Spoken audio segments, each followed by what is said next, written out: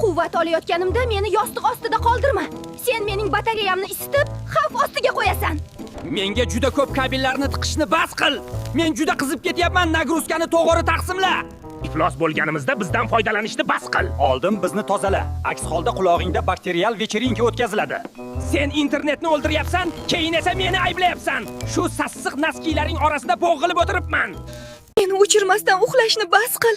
Chiroq nuri melatonin gormonini kamaytiradi. Bu esa chuqur uyquni buzadi. Bu qalin paypoqlaringni yechib uxla. Aks holda qon aylanishi buziladi. Uyqu sifati yomonlashadi. Uxlashdan oldin issiq suvda cho'milishni bas qil. Uyqu kechikadi. Organizmdagi harorat pasayishi kerak bo'lgan paytda oshib ketadi va uxlab qolish qiyinlashadi. Meni qisma. Infeksiya tarqaladi va yuzingda iz qolishi mumkin.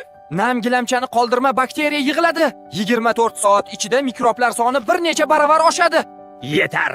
Almashtir meni, yo'qsa yuzing ugurlarga to'lib ketadi, keyin afsus qilasan. Agar meni uzoq vaqt ishlatsang, bakteriyalar yig'iladi va infeksiyalar xavfi oshadi.